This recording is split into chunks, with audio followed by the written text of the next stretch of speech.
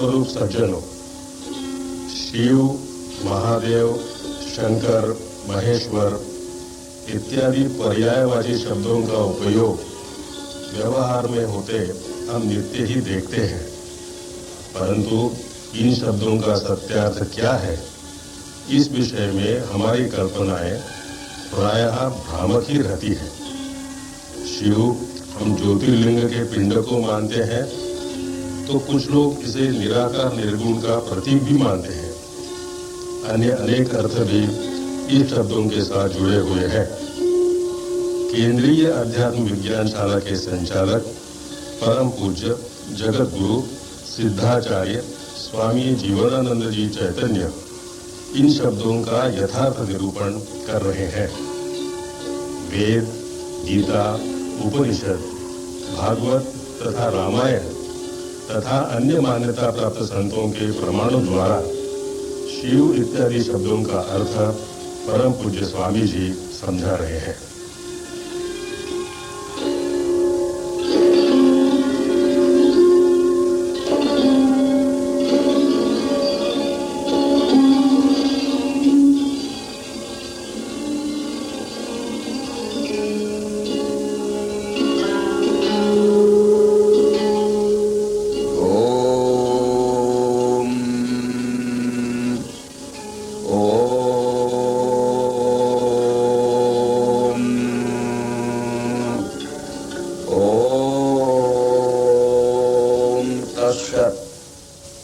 गुरुर्ब्रह्मा गुरुर्विष्णु गुरुर्देवो महेश्वरा गुरु साक्षात् परब्रह्म तस्मै सद्गुरुवे नमः।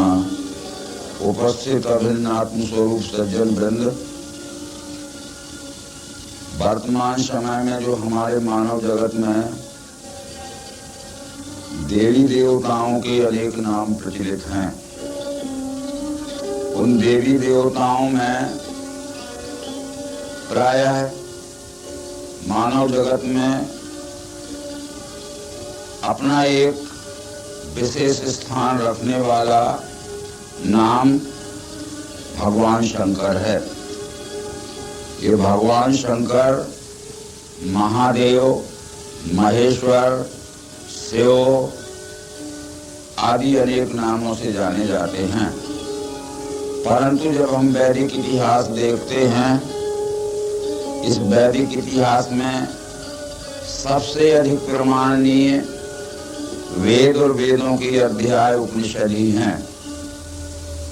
उपनिषदों में ये शिव का या महादेव का स्वरूप जो लिखा है, जिसमें कि भगवत गीता उपनिषद का भी समावेश है। प्रपंचोपशमं साक्षात् शिवम अद्वैत ओंकारा अकारा उकारा मकारा शायात्मा सविज्ञेय।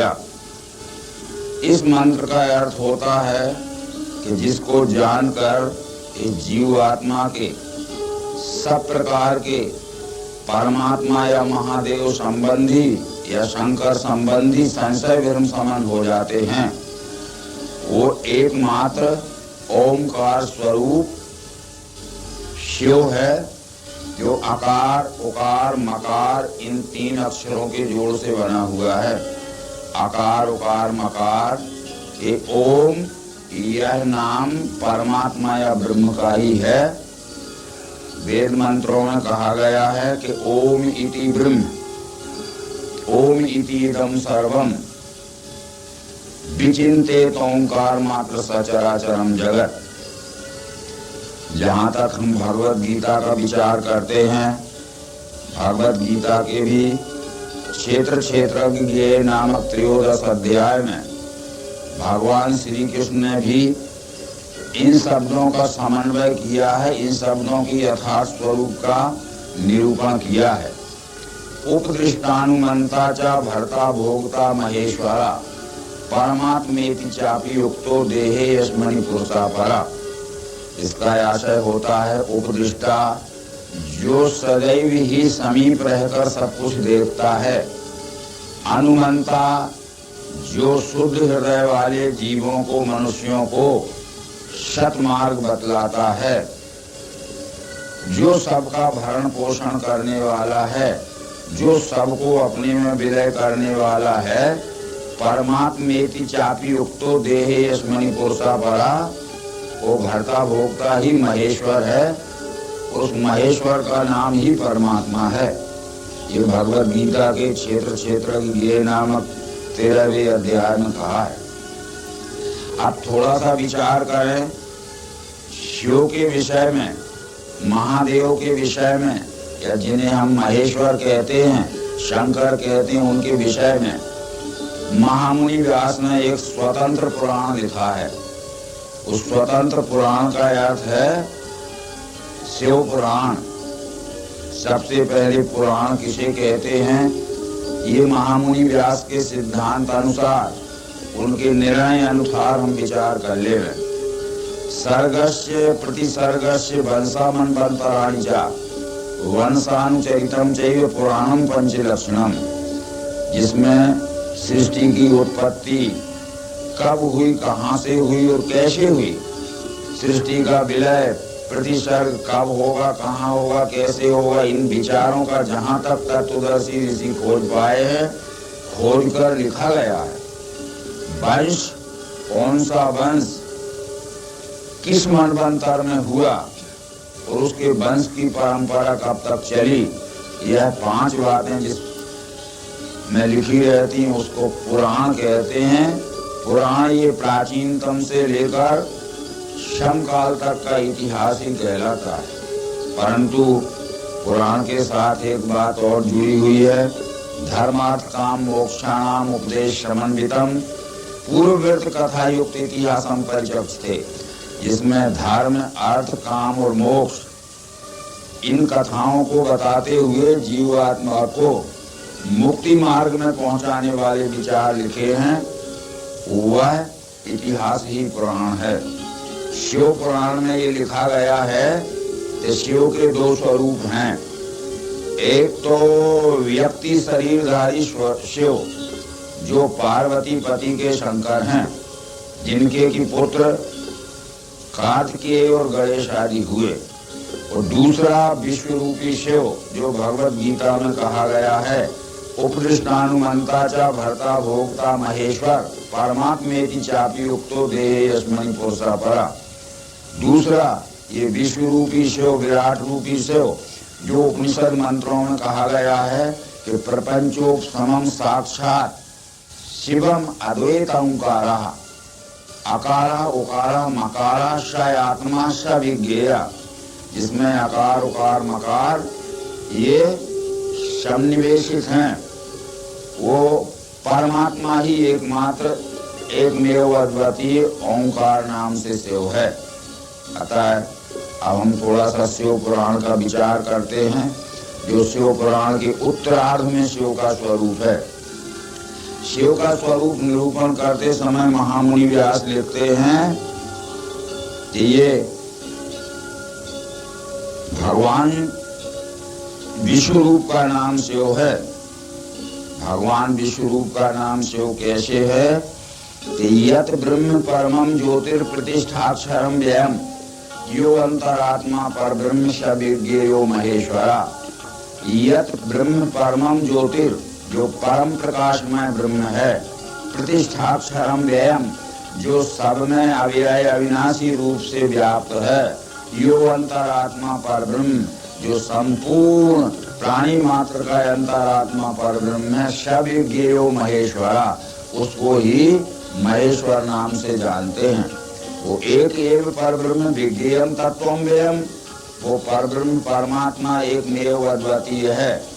उस अव्यय अविनाशी तत्व को विज्ञेयम जो जान लेता है, सदेवस्तु महादेवा नैतद विज्ञाय बदते, जो सब देवों का देव महादेव है, उसको जान लेने के बाद फिर यह जीव संशय भ्रम से छूट जाता है, जन्म मृत्यु के बंधन से छूट जाता है। उस शिव का स्वरूप शिव पुराण में लिखा भी गया है। जैसा कि शिव पुराण में लिखा है, भूमिरापो नलो वायु व्योम अहंकार एव च यस्य रूपम नमस्यामि भवन्तम ब्रह्म संगीतम, जो पृथ्वी जल अग्नि वायु आकाश के बने हुए जितने भी घटक स्वरूपी पिंड हैं, और पिंड से लेकर जितना ब्रह्मांड विराट दिख रहा है, ये जितना भी है, भूमि रापो नलो वायु व्योम अहंकार यस रूपम नमस्यामि।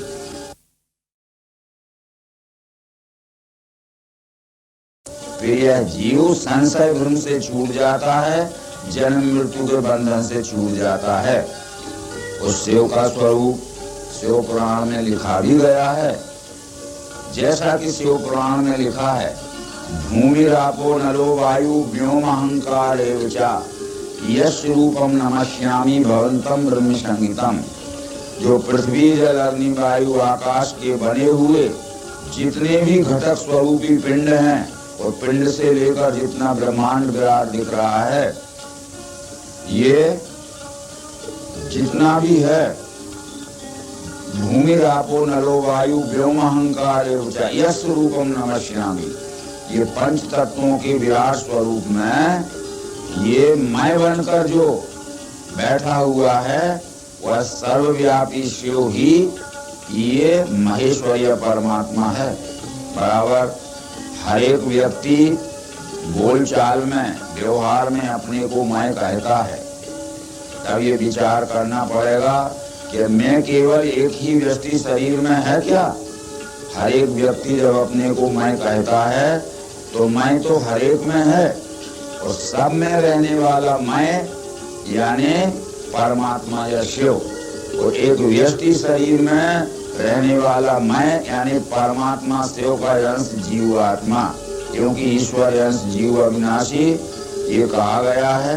भगवद गीता आदि ग्रंथों में कहा है कि ममई वांसो जीव लोके जीव भूता सनातना। फिर उसके स्वरूप या उसके नाम को भी शिव पुराण में लिखा गया है। नमस्ते विश्व रूपाय नमस्ते ब्रह्म रूपणे त्वम ईश्वर महादेवा पर ब्रह्म महेश्वरा। हे विश्व रूपी शिव तुझे नमस्कार है, हे ब्रह्म रूपी शिव तुझे नमस्कार है। त्वम ईश्वर महादेवा, तेरा ही नाम ईश्वर है, तेरा ही नाम महादेव है, पर ब्रह्म महेश्वरा, और तेरा ही नाम पर ब्रह्म अथवा महेश्वर है। इस तरह के विचार इस विश्व रूपी शिव के विषय में कहे गए हैं, जो कि पूर्व में कहे हुए उपनिषद मंत्र और भगवद गीता के कहे हुए 13वें के अध्याय से प्रमाणित होते हैं। ये शिव पुराण के विचार हैं। परंतु जब हम देखते हैं कि शिव के इस मानव जगत में भी हम पूजा के लिए अथवा आराध्य देवता के रूप में दो प्रकार के स्वरूप बनाते हैं। एक मानवाकार स्वरूप बनाते हैं, जिसमें मनुष्य शरीर के पांव, हाथ, सिर, आंख, कान, मुंह आदि रहते हैं।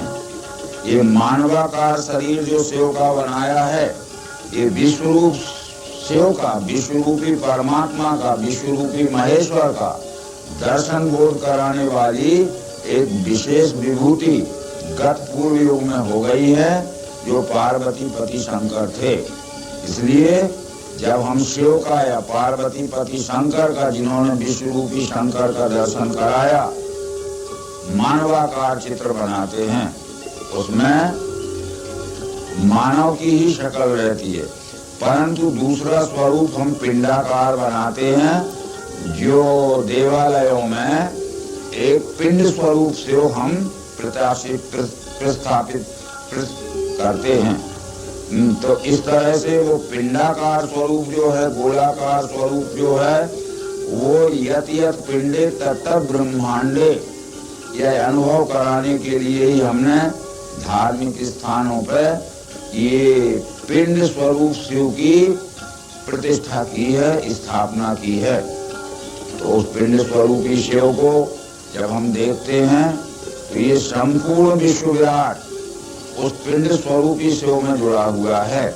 जितनी भी सृष्टि रचना है, अब उस शरीर शिव स्वरूप को हमने, उस विश्व रूपी शंकर को हमने मानवाकार स्वरूप में, मानव के रूपक स्वरूप में देखना चाहा, तो हमने उसके शरीर में नाग लपेटे। वो 9 नाग लपेटे गए हैं। एक नाग उनके सिर के जटाजूट में लिपटा हुआ है, दो नाग उनके दोनों हाथों की कलाइयों में जो रिष्ट रहते हैं, इस कलाइयों में रिष्टों में लिपटे हुए हैं। दो सर्प उनके हाथ के बाहुओं में जो कोहनी से ऊपर का हिस्सा रहता है, बाहुओं में भुजाओं में लिपटे हैं।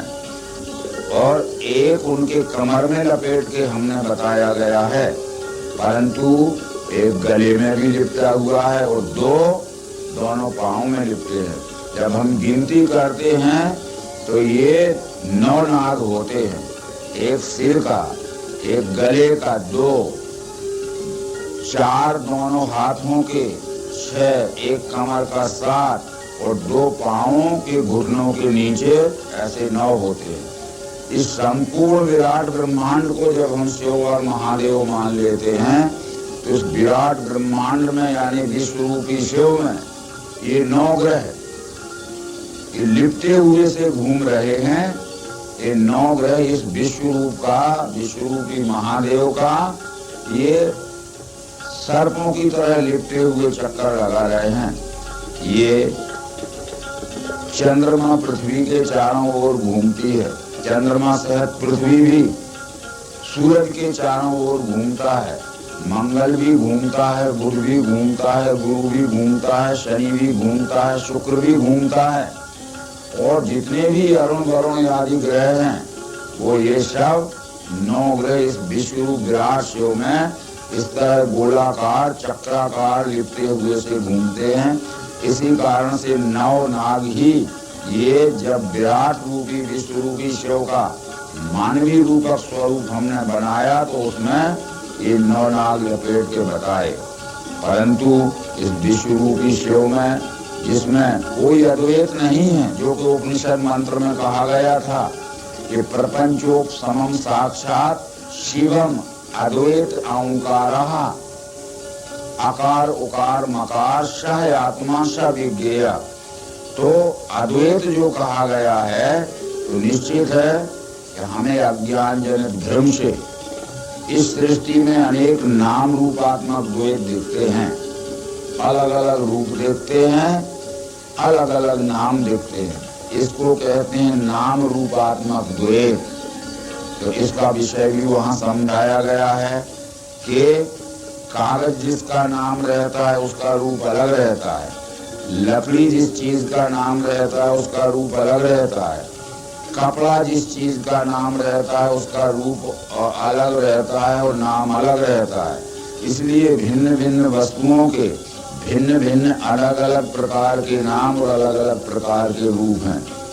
इन सब वस्तुओं को इकट्ठी करके अगर हम माचिस लगा के आग से जला दें तो कपड़ा कपड़ा नहीं रहेगा, लकड़ी लकड़ी नहीं रहेगी, कागज कागज नहीं रहेगा और रेगजीन नहीं रहेगा। ये सब जलकर भस्म हो जाएंगे, एक ही नाम हो जाएगा। इसलिए भगवत गीता के प्रबोधक श्री कृष्ण जी कहते हैं यश सर्वे समारंभः काम संकल्प वर्जिता ज्ञान अग्निदग्ध कर्माणम तमाहु पंडितम बुधा। श्री कृष्ण जी ये कहते हैं कि अपि चेदसि पापेभ्यः सर्वेभ्यः पाप कृत्मा सर्वं ज्ञान प्रवेणैव वृजनम संतर्ष्यति। यद्यपि है दुराचारी एक दृष्टि भजे मुझे, वो ज्ञान की अग्नि में जिसने नाम रूपात्मक द्वैत जला के एकमात्र विश्व ही परमात्मा है, जिसके अंगोपांगों के अनेक नाम हो सकते हैं, यह बताया गया है। तो आजकल हम क्या करते हैं कि शिव का पिंड जो हमने रखा है शिवालय में, उसमें स्मशान पे जलाए हुए मुर्दे की राख लपेटते हैं, परंतु वो स्मशान पे जलाया हुआ मानव शरीर का मुर्दा की राख नहीं लपेटते। जो अलग अलग नाम रूपात्मक वस्तुएं हैं उनको जब हम जला देते हैं तो उसका एक ही नाम भस्म हो जाता है। तो हमने सृष्टि में जो ऊंच नीच का, छुआछूत का, जाति पाति का अथवा मत पंथ संप्रदाय का अथवा देवी देवता का जो भेद निर्माण कर लिया है, यह सब भेद ज्ञान दृष्टि से जब जला दिया जाता है, एकमात्र अभेद हम मानव रह जाते हैं। तो एकमात्र अभेद हमारा दृश्य स्वरूप या विश्व रूपी शिव या शंकर रह जाता है। तो इस तरह से जहाँ हमें गोल पिंड के रूप में किसी देवालय में शिव पिंड मिलता है, वो विश्व रूपी शिव का प्रतीक है। क्योंकि उपनिषदों में लिखा है कि स यस्यायं पिंडे यस्या वा ब्रह्मांडे स एकः, जो एक पिंड में है वही हर एक पिंड में है, वही संपूर्ण ब्रह्मांड में है, और जो संपूर्ण ब्रह्मांड में है वही हर एक पिंड में है और एक पिंड में है। इस तरह से ये महाराष्ट्र के संतों ने भी इस बात को कहा था। संत नामदेव आदि कहते हैं कि जल स्थलानि काष्ठ हैं पाषाण, पिंड ब्रह्मांड व्यापूर्ण अनुरेणु, सर्वत्र साक्षी भूत है जानो नि पाओ। जो जल में है, स्थल में है, काष्ठ में है, पत्थर में है, और पिंड में है, ब्रह्मांड में है, अनुरेणु में है, जो सब में व्यापा हुआ है वो सबका साक्षी भूत है, उसको जानो और देखो। जब हमने विवेक दृष्टि से देखा तो जितनी भी नाम रूपात्मक कल्पनाएं हैं वे सब एक ही विश्व में जुड़ी हुई हैं। कागज है तो इसी विश्व में है, लकड़ी है तो इसी विश्व में है, और कपड़ा है तो इसी विश्व में है, झाड़ पेड़ हैं तो इसी विश्व में है, पशु पक्षी हैं तो भी इसी विश्व में हैं, और मनुष्य आदि और नदी पहाड़ जितने भी नाम रूपात्मक अनंत सृष्टि का विस्तार दिख रहा है, इन सब का लय, इन सब का अखंड एकात्मता में विश्व रूप में ही जुड़ा हुआ स्वरूप दिखता है। तो फिर ये नाम रूपात्मक भेद समाप्त करने के लिए ही हमने इस ब्रह्मांड के अखंड मंडलाकारम व्याप्तम येन चराचरम, जो चर अचर में व्यापा हुआ है, और मंडलाकार यानी गोलाकार जो अखंड गति से घूम रहा है, तो उसको हमने गोल पिंडाकार के रूप में है शिवालय में रखा है, और उस पिंड से इस विराट ब्रह्मांड की पहचान कराने के लिए ही रखा है। अब विचार किया जाता है कि पिंड से ब्रह्मांड कैसे पहचान कराया जा सकता है। तो हर बड़ी चीज को जब हम उसको परखना और पहचानना चाहते हैं, उस बड़ी चीज में का ही छोटा सा अंश स्वरूपी पिंड या अंश हमारे सामने रख लेते हैं। क्योंकि विराट रूपी महेश्वर का, विराट रूपी महादेव का सबसे छोटा सा अंश ही पिंड है, और पिंड या अंश का सबसे बड़ा स्वरूप ही ये विराट या महादेव है। महाराष्ट्र के संत तुकाराम जी आदि ने कहा था कि देखला मी देवाचा देव, फिटले संदेह निवाले दूरेपन। जो सब देवों का देव है उसी का नाम महादेव है, उसी का नाम विश्व रूपी देव है, उसी का नाम परमात्मा है। यह बात की पुष्टि भगवत गीता में श्री कृष्ण ने पूर्व ही कर दी थी कि उपदृष्टानुमंता चा भरता बहुता महेश्वर, परमात्मा कहें जिसको वही है इस देह में, जिसका नाम महेश्वर है और जिसका परमात्मा नाम है, वह हर एक पिंड से लेकर संपूर्ण ब्रह्मांड में व्यापा हुआ ये विश्व रूपी महादेव है, विश्व रूपी महेश्वर है। महेश्वर क्यों कहा गया? महेश्वर ये त्रिपुटी में का वह सर्वोत्तम शब्द है। ईश कहते हैं उसके सबसे छोटे से अंश जीव को, ईश्वर कहते हैं उसके सर्वव्यापी निर्गुण निराकार आत्मा को, और महाईश्वर कहते हैं जिसमें जीव यानी व्यष्टि और ईश्वर यानी समष्टि दोनों भाव का लय हो जाता है, वो महाईश्वर है। ईश्वर और महाईश्वर यानी महेश्वर, ये विश्व रूप परमात्मा ही है। इस तरह त्रिपुटी में अनात्मा, आत्मा और परमात्मा शब्द आया है। इस तरह त्रिपुटी में अनीश्वर, ईश्वर और महाईश्वर शब्द आया है। ये विश्वरूपी शिव के लिए, विश्वरूपी महादेव के लिए ही आया है। परंतु जब हम विचार करते हैं तो हमने उसका जब मानवीय रूपक स्वरूप में चित्र बना के देखना चाहा तो अवश्य ही उस पार्वती पति शंकर ने भी इस विश्वरूपी शिव का ज्ञान कराया है। रामायण आदि ग्रंथों में जब हम पढ़ते हैं तो पार्वती पति शंकर ने हमेशा ये कहा था कि विषय करण सुर जीव समेता सकल एक ते एक सचेता, ये सब कर परम प्रकाशक जोई रामी अनादि अवधि सोई। जो विषयों को प्रकाशित करने वाले इंद्रियां हैं, काना त्वचा जीव नासिका आदि इंद्रियों को प्रकाशित करने वाले या जानने वाले तत्व हैं, जिनको पृथ्वी जल अग्नि वायु आकाश कहते हैं। आकाश से कान आदि इंद्रियां बनती हैं और कान से शब्द प्रकाशित होते दिखता है। और इस शरीर में परमात्मा का अंश जीव ही संपूर्ण विषयों को, इंद्रियों को, तत्वों को प्रकाशित करने वाला है। यदि शरीर में से परमात्मा का अंश जीव आत्मा निकल जाए अथवा प्रसुप्त गहरी नींद में सो जाए तो कोई भी इंद्रिय काम नहीं करती। इसी तरह यह संपूर्ण विश्व को प्रकाशित करने वाला परमात्मा महेश्वर या शिव है। यह ज्ञान रामायण में, शिव पुराण में अपने भक्तों को भगवान शंकर ने, पार्वती पति व्यष्टि स्वरूपधारी शंकर ने भी दिया था। इसलिए उन शंकर को हम विश्व रूपी शिव के रूप में, और विश्व रूपी शिव को हम विश्व रूपी शिव का ज्ञान कराने वाले व्यक्ति रूपी विभूति रूपी शंकर में एक आत्मता में मानते हैं। ये हमें इतिहास में मिलता है कि शंकर ने पार्वती को ये समझाया था, जबकि पार्वती ने ये पूछा था कि पुनि प्रभु कहो सो तत्व बखानी, जी विज्ञान मगन मुनि ज्ञानी, भक्ति ज्ञान विज्ञान विरागा, पुनि सब वारणव सहित विभागा। हे प्रभु, उस तत्व के विषय में समझाइए जिसका विज्ञान हो जाने पर बड़े बड़े ऋषि मुनि परमानंद का अनुभव करते हैं। उसकी भक्ति ज्ञान विज्ञान और वैराग्य के सहित कैसे की जाती है, वर्णम सहित विभागा, मुझे पृथक पृथक करके समझा दीजिए। तब शंकर ने पूरा प्रकरण समझाया था। उस शंकर ने ये प्रकरण समझाया था जो कि अवश्य ही तुलसी रामायण से हमें समझने योग्य है और अनुभवपूर्ण है। वो ये कहते थे कि वह विश्व रूपी शिव साकार निराकार में है, जिसका ज्ञान के मैं तुझे बताता हूँ। बिन पद चले सुने बिन काना, कर बिन कर्म करे बिन नाना। बिन पद, वो बिन पद का है निराकार दृष्टि से, पर बिन पद चलता है साकार दृष्टि से।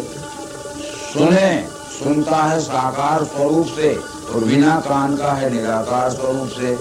परंतु आनंद रहित सकल रस भोगी, वो बिना शरीर जिह्वा के है निराकार दृष्टि से, पर सब प्रकार के स्वाद ले रहा है साकार बन के। बिन वाणी वक्ता बड़ योगी, वो बिना वाणी का है निराकार दृष्टि से, और बहुत बड़ा वक्ता है, भाषण करने वाला है साकार दृष्टि से। तन बिन नयन परस बिन देखा, तन बिन परस नयन बिन देखा, वो बिना शरीर का है निराकार दृष्टि से, और साकार बन के सब स्पर्श कर रहा है। गहे गंध बिन ग्राण विषेका, और बिना नासिका का है निराकार दृष्टि से, और सब प्रकार की सुगंध ले रहा है साकार बनकर। असब भांति अलौकिक करनी, महिमा जासु जाए नहीं करनी। ये विश्व रूप परमात्मा की यह सब अलौकिक करनी है, जो साकार निराकार में यह विश्व रूप परमात्मा ही संपूर्ण विश्व में फैला हुआ है। फिर वो क्या कहते हैं, उमा जी रामचरण रथ विगत काम मद क्रोध, निज गुरु में देखें जगत काशन करें विरोध। हे पार्वती, जो उस परमात्मा को जानना चाहते हैं, उस महादेव या महेश्वर शिव को जानना चाहते हैं, पर जिनके अंतःकरण में से काम मद क्रोध के विकार निकल गए हैं, तो निज प्रभु में देखें जगत, उनको यह संपूर्ण जगत अपने प्रभु का, महेश्वर का, परमात्मा का या महादेव का ही स्वरूप दिखता है। इसलिए हम फिर पूर्व में कहे हुए शब्दों के जहाँ से उपक्रम किया था उपसंहार में आते हैं। यत ब्रह्म परमम ज्योतिर्प्रतिष्ठाक्षरम व्ययम, यो अंतरात्मा पर ब्रह्म सविज्ञो महेश्वरा, जो परम प्रकाश में ब्रह्म है, जो सब अव्यय अविनाशी रूप से सब में व्याप्त है, जो सबका अंतरात्मा पर ब्रह्म है, वो उसका नाम ही महेश्वर या महादेव है। परंतु एक एव पर ब्रह्म विज्ञेयम तत्वम व्ययम सदेवस्तु महादेवा नैतद विज्ञाय बद्धते। वो ब्रह्म परमात्मा एक ही है। उस अव्यय अविनाशी तत्व को जो जान लेता है, जो सदेवस्तु महादेवा, जो सब देवों का देव महादेव है यानी परमात्मा है, परब्रह्म है, उसको जान लेने पर यह जीव संशय धर्म के बंधन से छूटकर और अपने परमात्मा पद में यानी विश्व भाव में स्थित हो जाता है। ये विचार कहे गए थे। उसका स्वरूप भी यही बताया था कि नमस्ते विश्व रूपाय नमस्ते ब्रह्म रूपणे त्वम ईश्वर महादेवा पर ब्रह्म महेश्वरा। हे विश्व रूपी शिव तुझे नमस्कार है, हे ब्रह्म रूपी शिव तुझे नमस्कार है। तेरा नाम ईश्वर है, तेरा नाम महादेव और तेरा नाम ही पर ब्रह्म है। तुझे मैं बार बार विश्व रूपी शिव को नमस्कार करता हूँ। इस तरह से पार्वती पति शंकर ने भी इसी विश्व रूपी महादेव का ज्ञान अपने भक्तों को कराया और नाम का बोध देके कराया। ये संत प्रवर तुलसीदास ने लिखा है कि काशी मरत जंतु अवलोकी जासु नाम बल करहूं विशोकी। काशी में भी देह त्यागने वाले अज्ञानी जीव को मैं विश्व रूपी परमात्मा के दर्शन का ज्ञान करा देता हूँ, तब वे मुक्त होते हैं। काशी मरत जंतु अवलोकी जासु नाम बल करहूं विषेकुई। पर महामंत्र सुई जपत महेशु काशी मुक्ति हेतु उपदेशु। काशी में भी मुक्ति पाने के लिए ये विश्व रूप महादेव के प्रत्यक्ष दर्शन कराने की उपदेश की जरूरत है।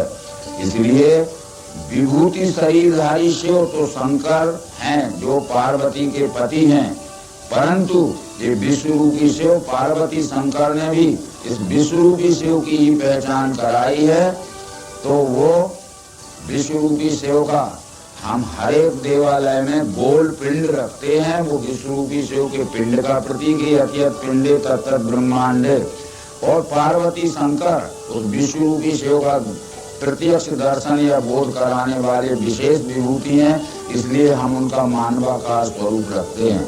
दोनों ही स्वरूप में जैसे विश्व रूप राम को भी कहा गया है और विश्व रूप महाराज दशरथ के पुत्र विशेष विभूति अवतारी राम को भी कहा गया है। विश्व रूप शिव को ही विश्व रूप महादेव इस विश्व रूप को कहा गया है, पर विश्व रूप महादेव का दर्शन कराने वाले विभूति रूपी शिव ये शंकर पार्वती नाम से विभूति थे। इस तरह से ये दोनों प्रकार के विचार हमें मिलते हैं।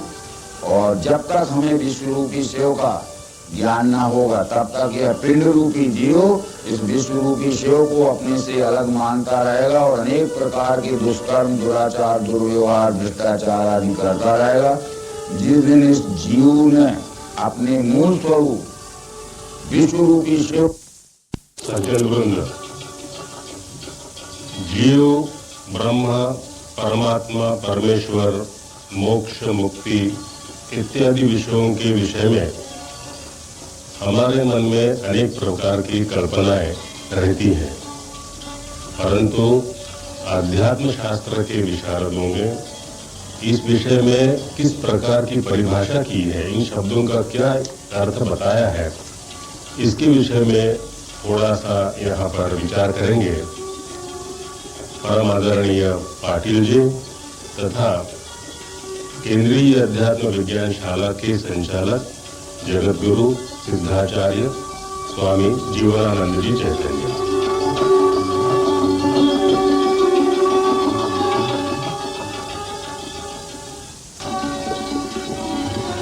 स्वामी जी प्रणाम। हम यह जानना चाहते हैं कि जीव, माया, आत्मा और परमात्मा, इनका अध्यात्म विज्ञानिक अर्थ क्या है? प्रिय जिज्ञासु वृंद, अभी जो ये बात पूछी गई है, ये प्रश्न पूछा गया है कि जीव, माया, आत्मा और परमात्मा, इनका अध्यात्म विज्ञान सम्मत क्या अर्थ है एवं तत्वदर्शी अध्यात्म विज्ञानी आस्तिकवान पुरुषों ने वेदों, उपनिषदों में अथवा भगवत गीता आदि में इसका क्या स्वरूप निरूपण किया है। परब्रह्म स्वयंभू वस्तु रूप है। परब्रह्म के ऊपर ही ये अनेक प्रकार की कल्पनाएं की गई हैं। परब्रह्म स्वयंभू वस्तु रूप होने से वह अवाच्य और निर्विकल्प पद है, परब्रह्म के नाम जो के सापेक्ष भावों का लय करने वाला है, उसका ही परब्रह्म का स्थूल स्वरूप पुरुषोत्तम है। पुरुषोत्तम या परमात्मा के निराकार भाव को आत्मा अथवा कर्म दृष्टि से ईश्वर यह नाम दिया गया है, परंतु उस पुरुषोत्तम के ही साकार भाव को, जिसे सगुण क्षेत्र या भगवत गीता में अपरा कहा गया है, इस पुरुषोत्तम के ही अष्टधा प्रकृति को माया कहा गया है। और ये पुरुषोत्तम परमात्मा के और प्रकृति के संयोग से जो विभिन्न प्रकार की सृष्टि का स्वयंभू प्रादुर्भाव दिखता है, उस सृष्टि के एक पिंड स्वरूपी, अंश स्वरूपी ये सीमित को जीव कहा गया है। अतः ये निश्चित है कि जीव ये परमात्मा का ही अंश है। ममैव अंशो जीव लोके जीव भूता सनातना, ये भगवत गीता के पुरुषोत्तम योग नाम के 15वें अध्याय में कहा गया है। इसी तरह रामचरितमानस में भी कहा है, ईश्वर अंश जीव अविनाशी चेतन अमर से सुख राशि। उस परमात्मा के अंश को ही जीव कहा गया है, परंतु परमात्मा जो अंशी है वो विभिन्न प्रकार के अंश स्वरूपी पिंडों में विभाजित होने के लिए उसको अपनी मूल माया अथवा अष्टधा प्रकृति का सहारा लेना पड़ता है।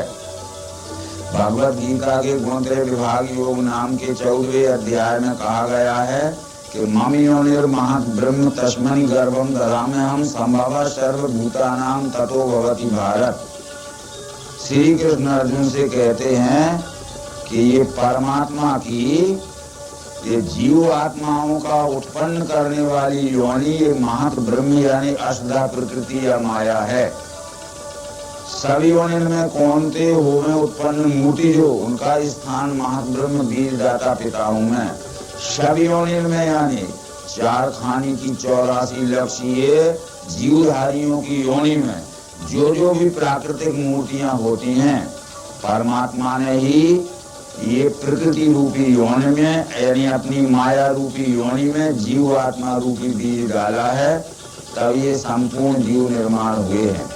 अतः परमात्मा का अंश जीव है जो अपने अंशी से किंचित काल भी अलग नहीं है। जैसे हम शक्कर के ढेर से शक्कर के एक रवे को अलग कर दें, तो ढेर यह पारमेष्टि स्वरूप होने से, परमात्मा स्वरूप होने से और उसका एक रवा अंश स्वरूप होने से वह रवा या जीव अल्प शक्ति है, अल्पज्ञ है, इसलिए उसे जीव कहा। परंतु अनगिनती रवे मिलकर ये सभी रवों का जो समुच्चय स्वरूप है वह ढेर है, इसलिए उसको महाशक्ति कहा गया। ये बात रामायण में कही गई थी, सो अनन्य जाके यस मति न टरे हनुमंत, मैं सेवक सचराचर रूप राशि भगवंत। जो रूपों की राशि, रूपों का ढेर या संपूर्ण रूप जिसमें अखंड समुच्चयता में जुड़े हैं, वो रूपों की राशि ही परमात्मा है। उस राशि में का एक एक अंश, एक एक पिंड ये जीव आत्मा है। अतः जीव आत्मा परमात्मा से किंचित काल भी अलग नहीं है। अज्ञान में जीव आत्मा अपने को विश्व रूप परमात्मा से अलग मानता है, परंतु जब विज्ञान दृष्टि प्राप्त हो जाती है, अध्यात्म विज्ञान दृष्टि प्राप्त होने पर, तो यही वेदांत में कहा गया है कि दृष्टिम ज्ञानमयी कृत्वा पश्येत ब्रह्ममयम जगत। ये भी वेदांत में कहा है कि ब्रह्मणा सर्वभूतानि जायन्ते परमात्मना तस्मादेतानि ब्रह्मैव भवन्ति इति अविधार्येत। यानी परमात्मा ब्रह्म से संपूर्ण जीव सृष्टि माया के सहयोग से हुई है, इसलिए सब ब्रह्म ही है, ऐसा बुद्धि के निश्चय से धारण करो। यानी जीव यानी परमात्मा का एक सीमित काल मर्यादा युक्त खंड स्वरूपी अंश, और ईश्वर यानी अनंत जीवों का समुच्चय स्वरूप। और परमात्मा यानी सर्व रूप, जिसमें व्यष्टि यानी जीव और समष्टि यानी समूह सबका लय होता है। परंतु ये बात निश्चित है कि परमात्मा के निराकार स्वरूप को कर्म दृष्टि से ईश्वर कहते हैं और ज्ञान दृष्टि से आत्मा अक्षर कहते हैं। परंतु उस परमात्मा के साकार या सगुण स्वरूप या अष्टधा प्रकृति को माया कहते हैं। ये माया और ईश्वर अथवा अक्षर ब्रह्म, ये परमात्मा के ही निराकार भाव को अक्षर ईश्वर और परमात्मा के साकार भाव को माया अथवा अष्टधा प्रकृति कहते हैं। ये माया और ब्रह्म दोनों का लय उस परमात्मा में हो जाता है, यानी साकार और निराकार दोनों का लय परमात्मा में हो जाता है।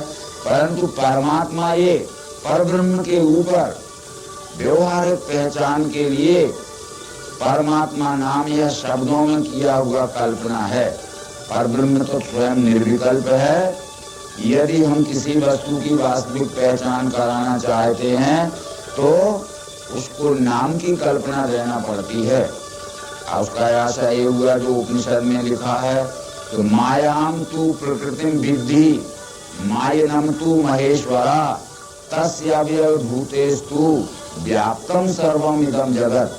परमात्मा की अष्टधा प्रकृति को माया कहते हैं, परमात्मा के निराकार स्वरूप को आत्मा या ईश्वर या अक्षर ब्रह्म कहते हैं। तो ये माया और ब्रह्म दोनों जिसमें लय हो जाते हैं वो स्वयं परमात्मा है। परंतु परमात्मा के प्रकृति के संयोग से जो अलग अलग सृष्टि निर्माण होती है वह जीव सृष्टि कहलाती है। अतः इस तरह भी पुराणों में कहा गया है त्रिकृत्रियम मया ख्याता व्यक्ता व्यक्त स्वरूपिणी पुरुषश्चाप्यु भावेतु लीयते परमात्मनि। परमात्मा च सर्वेषाम आधारा परमेश्वरा विष्णु नामा च वेदेषु वेदांतेषु च गीयते। ये प्रकृति के प्रकृति के प्रकृति के प्रकृति के प्रकृति के